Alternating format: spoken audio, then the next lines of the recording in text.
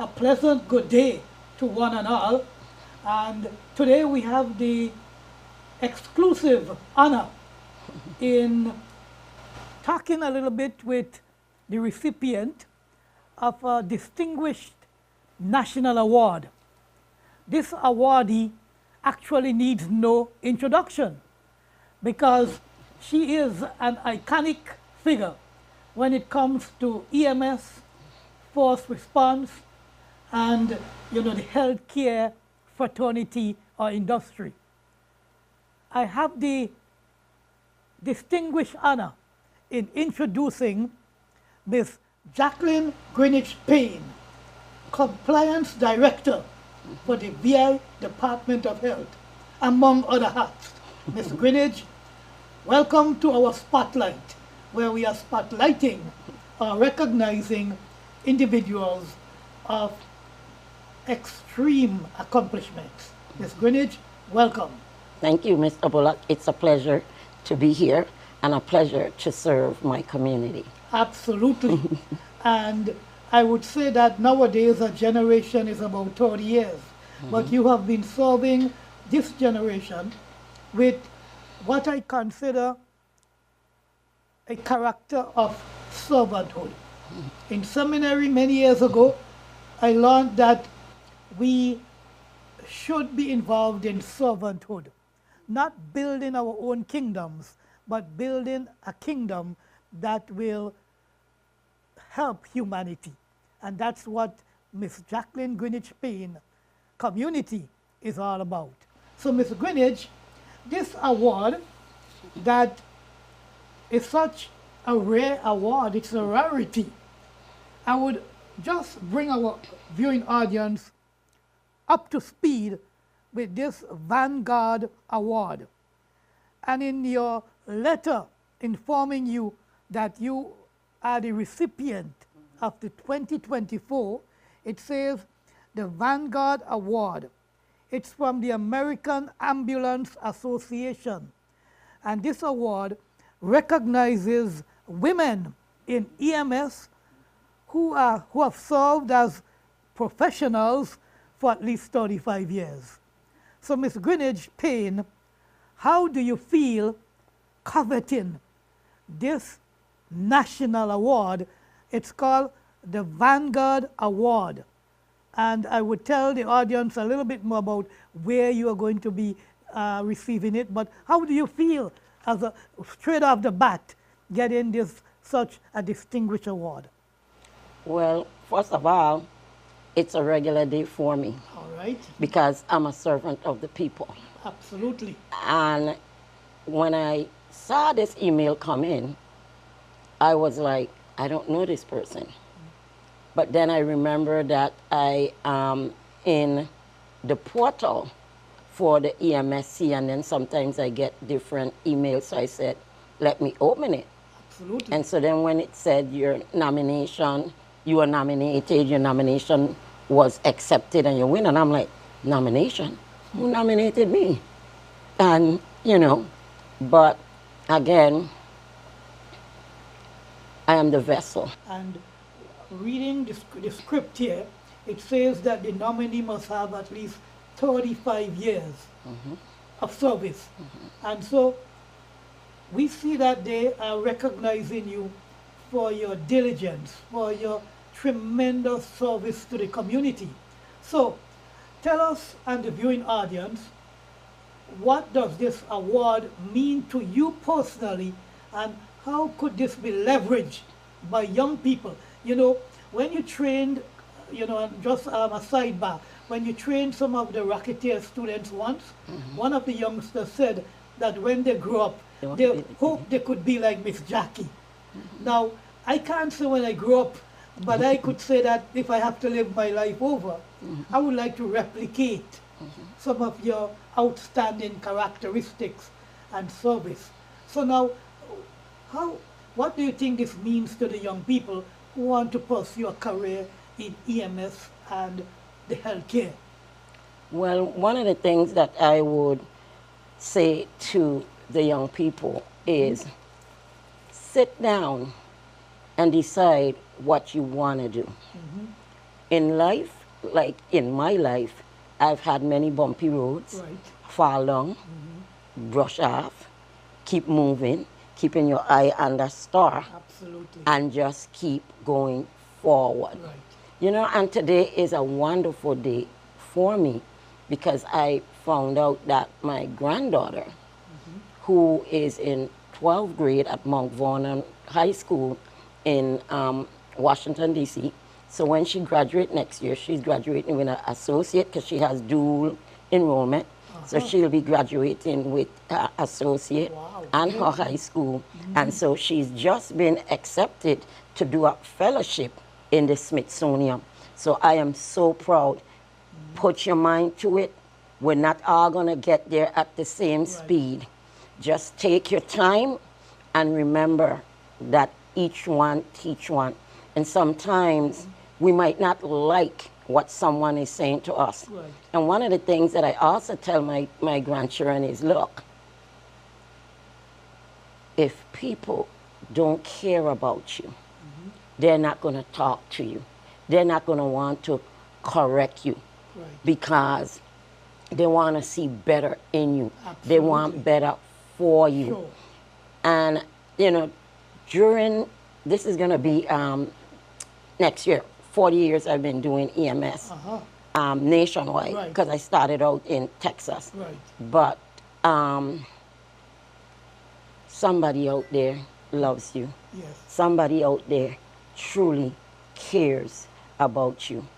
And so all we got to do is reach out and touch. And for some reason, I don't know, children are attracted to me. Right. And all I do is love them. Sure. And, you know, that's wonderful that you mentioned your granddaughter has coveted, you know, I guess the extra recognition in when she graduates would be getting an associate degree and would be interning at the Smithsonian. That is phenomenal.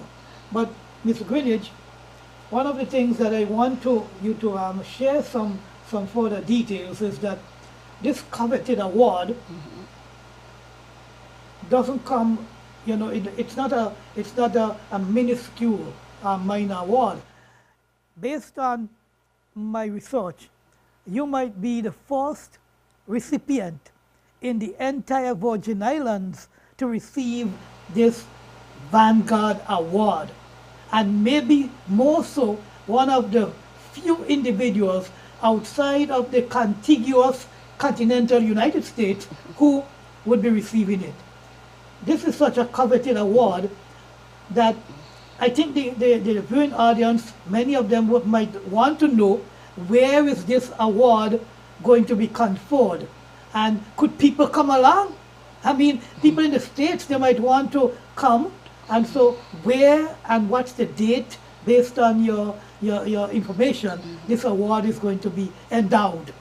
Well, it's going to be April 24th at the President Recognition Banquet. And anybody, the first person that goes with me, everything is paid for them. Wow. And every additional person after that wants to come, it's $149 for them to get in to see the program. One of the things I'm going to do is see if I could get a recording and bring it back so I can show the people of the territory that we might be coming from a small island. Right. But we got a lot of giants that have developed throughout and from this territory. And it's not going to stop with me. Right. They're going to keep making more right out of this territory. So we do produce excellency. Yes. And you leave a legacy at the end, you know, of your distinguished career. Your legacy is going to be iconic, meaning that it's going to be a tall act to follow. But at the same time, I like how you phrased it, how you framed it, that our youngsters can have ambition, they can dream big. And given the challenges that you had to contend with in your life, and you made it this far. You know, you are offering, you know, encouragement to the community of their youngsters that even though we are from a small community, they can dream big and they can accomplish much. So one of the things I wanted to ask you as well is, in terms of the 35 years that they are honoring you as an EMS, and you wear a lot of hats, so much hats community, that if we were to go to one of these gift shops, they wouldn't have enough physical hats if you were to change a hat for each of your career, I guess, niches, career niches that you have carved out for yourself. But so many hats. So in terms of, you are the compliance director, not just for, let's say, EMS, but for the entire Department of Health. Am I right? No, I'm just for the state office For the state of office. EMS. Right. Yes. In terms of ambulance services, the emergent and non-emergent ambulances, making sure that the ambulances are properly stocked and roadworthy, licensures, and education of the pre-hospital EMS personnel, the documentation, NEMSIS compliance, NHTSA compliance. Absolutely. And so what you're telling me is that if your office is not involved, then ambulances cannot roll. They can't roll if they're not in compliance. Am I right? Yes. Okay. But one of the things that I really want to put out there, because this is the first recognized official state office of EMS. Right. And sometimes when people hear the word regulate, they think that, oh my God, we're coming to get you. Absolutely. But we're not coming to get you. Right. Our mission is to educate you as to what the rules and the guidelines are before we regulate. Right. And so our job is to protect the community and make sure that all times that the community is getting excellent service, and also protecting the government of the Virgin Islands. From liability. Yes, sir. That is a great point you're making. And then you wear another hat, you are EMS for children. Am I right? Yes, sir. Now, that's kind of vague to the viewing audience. They might say EMS for children. What is EMS for children that you are heading up now? So, very good question, Mr. Bullock, because this year makes the 40th year that the Emergency Medical Services for Children grant through CURSA in the nation. So this is 40 years of its existence. Wow. And last month they just went forward to Congress to get in monies so that we can continue to provide these services. But basically what the EMS program, I serve as the project director and the grant, and I've been serving as the project director, and I've been part of this grant since 2010, where I was the Family Advisor Network representative, and I moved all the way up to the project director. But in a nutshell, the grant is about making sure that our hospitals are educated, they're trained, and that they're skills, and having the right equipment to treat the right size patients. And it's not only the hospital, but the pre-hospital also, that the ambulances have on the right stuff to secure the children during transport and to provide the care and the training. So for this year, for our 40th year, one of the things that we're going to be doing is we're going to be working with the hospital to develop a pediatric disaster plan, site-specific to each hospital. And just before hurricane season, August 6th in the St. Thomas district, St. John district, and May 11th in the St. Croix district, we're going to be putting on a pediatric emergency Okay. expo. So remember, the children are our future. Definitely. And so it is our job to make sure that we can take care of them. And protect them. Yeah, because it's not every day that we have a pediatric emergency. So what HRSA is looking at as what you don't use, you lose. Right. So as being the project director is to keep those providers on the cutting edge Right. and making sure that they can treat pediatric children. Right. And you know, I know there are people out there, there are associates that you would want to commend, you'd want to tip your hat to for the guidance and for, you know, supporting you all these years. And I come to mind, somebody that come to mind straight off the bat is your husband, Arnold Payne, who served with, you know, distinguished accolades, you know, at the airport fire service, and now is involved in assisting you and even with Pafford.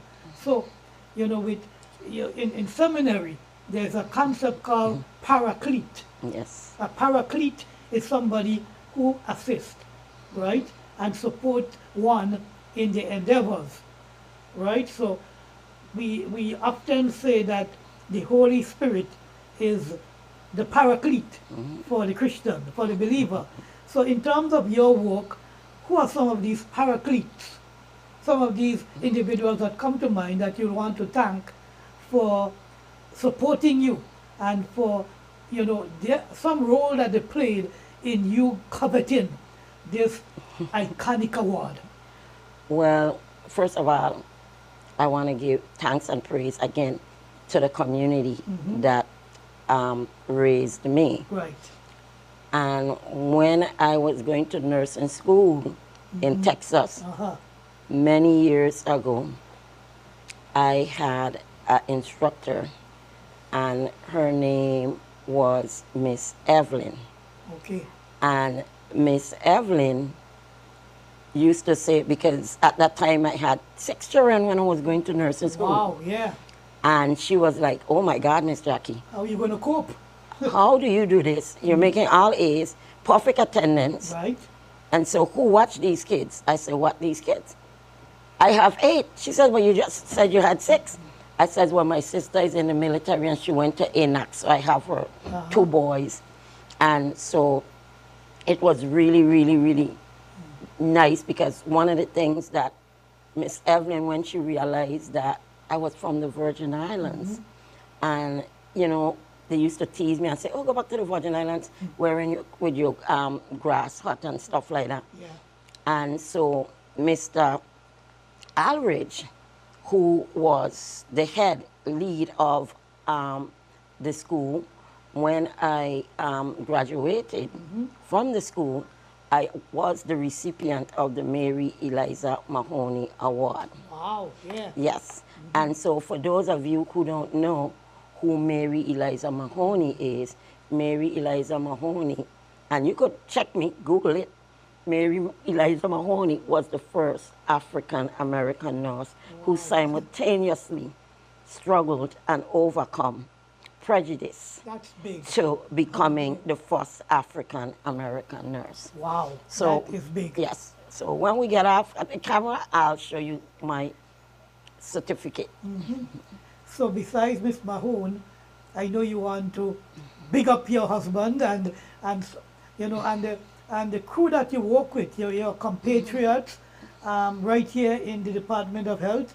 Who are some of these individuals that you would want to be the first to say that you could not have accomplished what you accomplished so far, what you have accomplished so far with, you know, without them? Let's put it.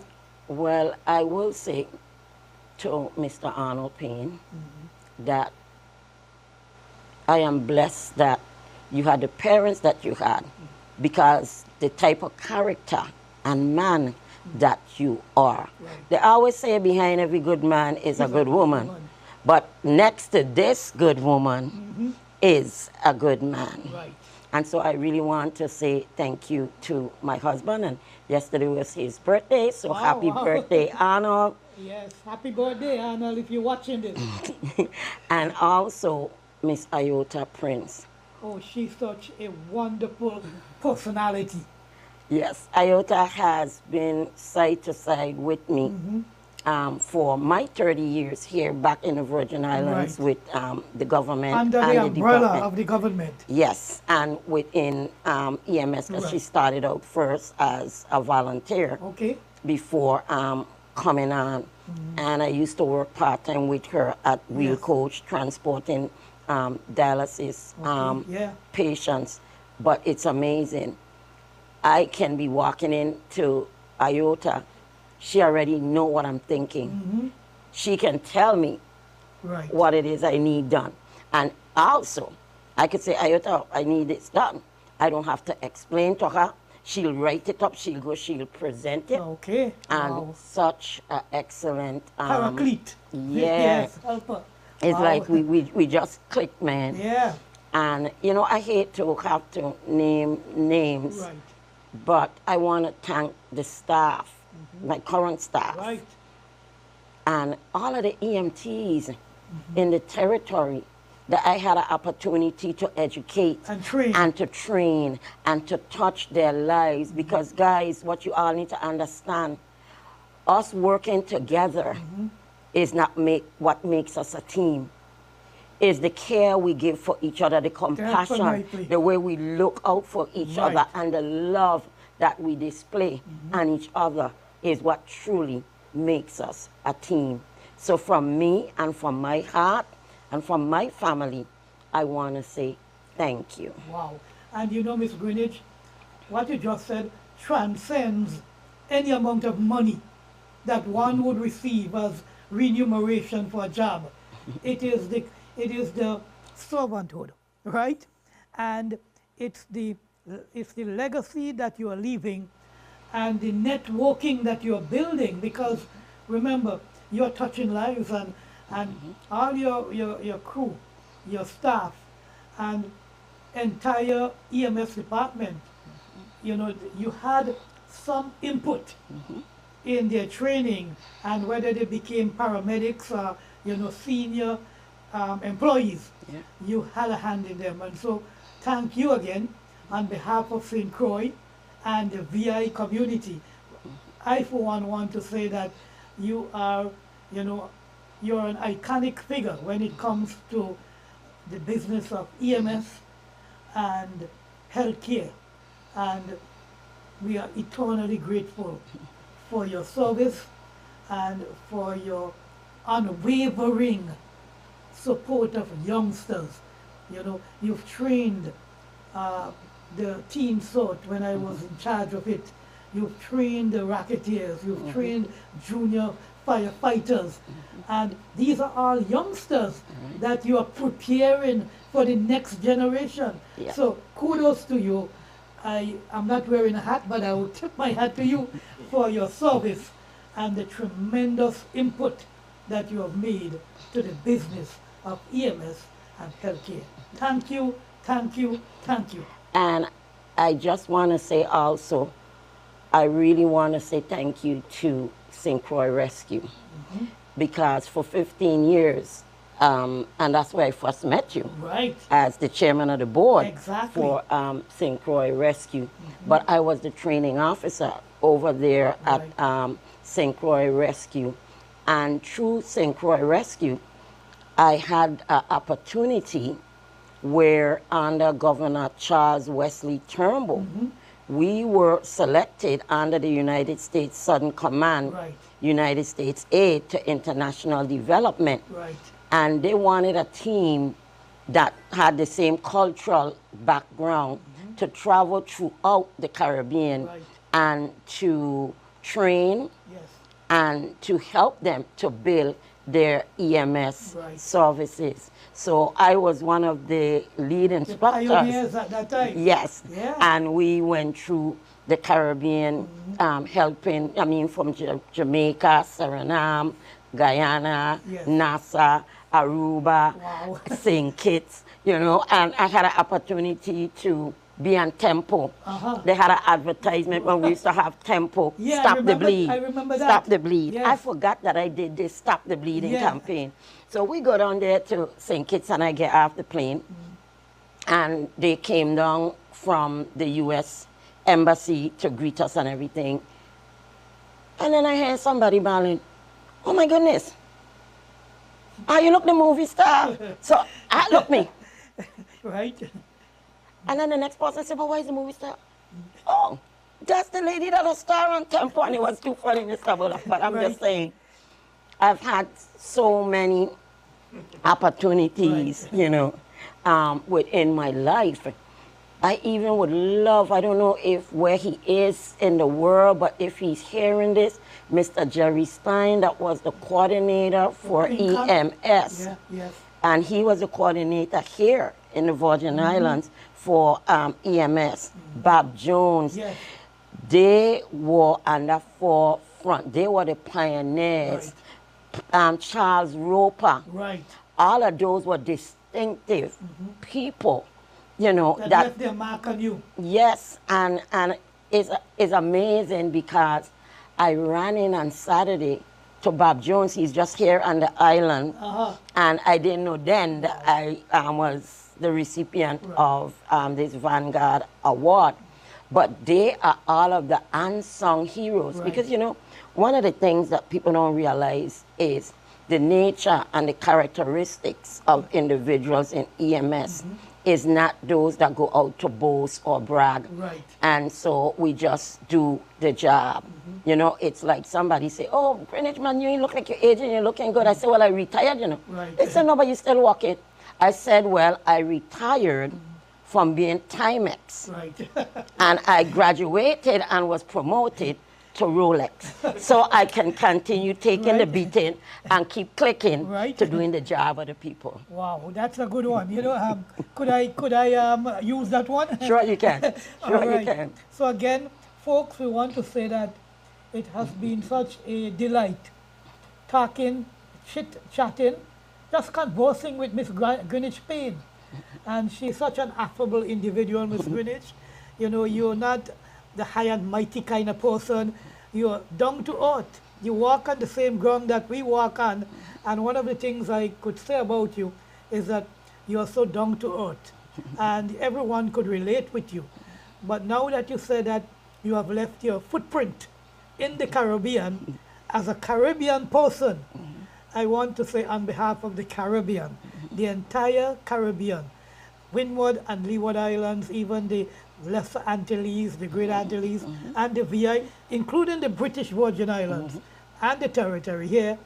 Congratulations again, and may you go out and represent the territory at that award ceremony the way you know how. That is to big up St. Croix.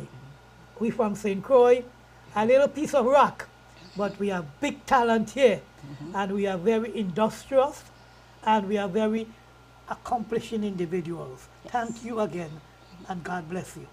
And thank you. And thank you to the listening audience, and thank you for your support. You're welcome. All right.